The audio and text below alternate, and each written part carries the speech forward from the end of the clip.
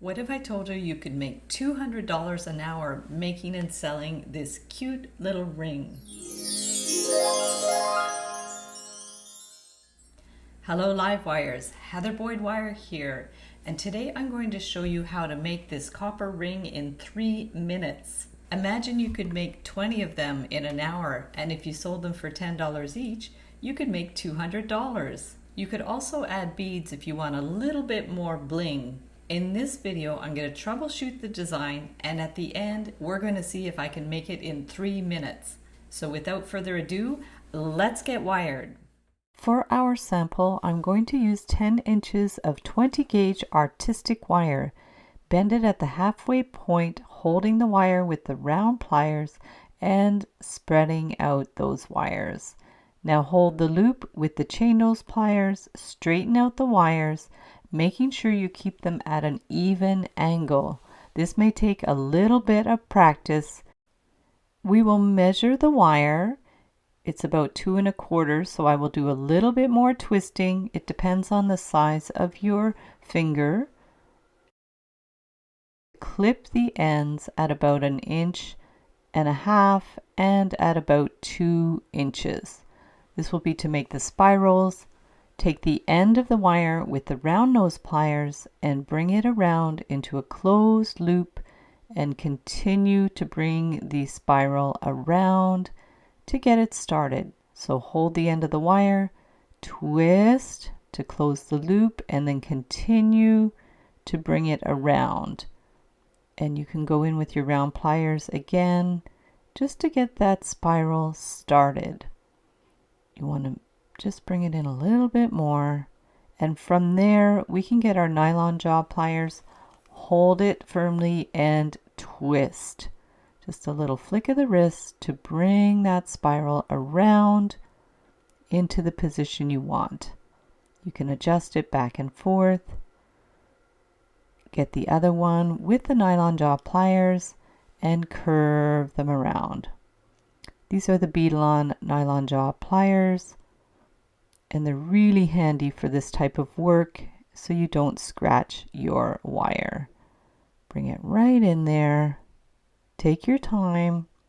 Adjust it as you need. You can really use your imagination with how you want to finish these. You can add beads if you prefer as well. This is a very basic design that has a lot of possibilities. This was a sample, so I was just playing around with the positioning of the spirals. I pulled it back a couple of times. I actually pulled it back to the point that it snapped at one point, but you can get an idea by looking at these samples to see what you like. Bring it around and around. The copper wire is pretty forgiving, but if you bend it back and forth too much, it can snap. Just wiggling it around until we have the look that we want. It really does take a lot of trial and error when you make these jewelry samples, but it's a lot of fun. The process is really fun and you learn a lot. Now I'm going to tap it with the rawhide mallet. With the twisted wire and the overlapping wire, you want to be careful not to hammer it too hard or the wire will snap. You can straighten it out with the nylon jaw pliers as well. I could have done that first, and then getting the chasing hammer to hammer a little more. We're pushing away with the hammer and going gently so we don't snap the wires. The 20 gauge wire is a little more fragile than the 18. I'm going to start the curve with the bail making pliers, take the end, curve it around, put it on the stepped wooden ring mandrel, bring it right around to form the ring. I like to twist it around one size smaller than what I need, and then it bounces back a bit. You can hammer it if you want. And again, I experimented with these spirals, putting them back and forth. I couldn't decide what I wanted to do, but I finally came up with something that I liked. It's funky and adjustable. Now let's see if we can make this ring in 3 minutes. I'm using 10 inches of 18 gauge artistic wire. we are going to bend the wire in half as we did with the first one. Crisscross them with the bottom wire going over the top wire.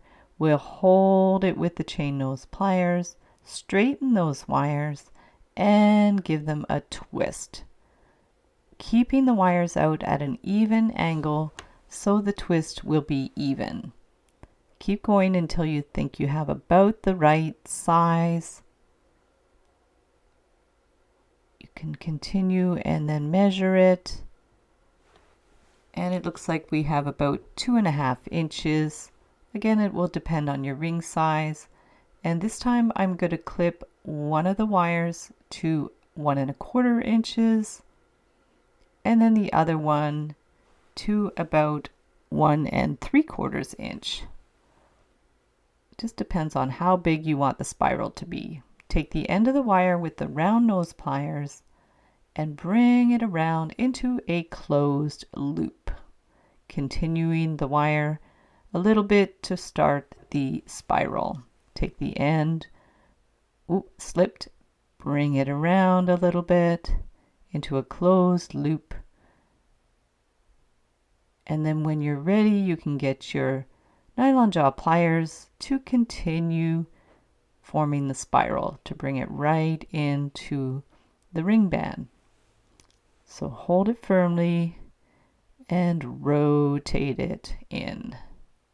This makes a lovely spiral, and the copper wire is nice and soft. Give it a little press, position it in place. Get your steel block and the rawhide mallet. You can use a plastic mallet if you prefer. We're going to give it a tap on both sides and then get the chasing hammer to flatten it out just a little bit, being very careful not to tap it too hard or the wires can snap. Continue until you're happy with the look. Just going gently on both sides. Remove the block.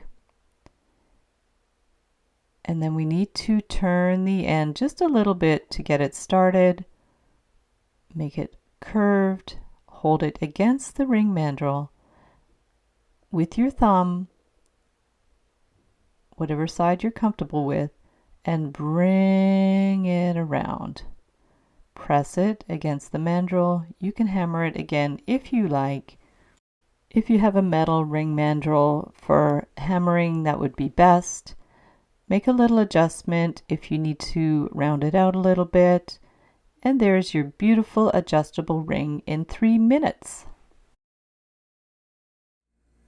And we did it! Thanks so much for watching the video. Be sure to give it a thumbs up and subscribe to my channel for lots more DIY wire art and jewelry making videos. Hit the notification bell to be notified for my next video. You can join the Wire Makers Club on Facebook if you want to share photos of your own wire art and wire jewelry. Check out my Etsy DIY shop for templates, tutorials, and ebooks.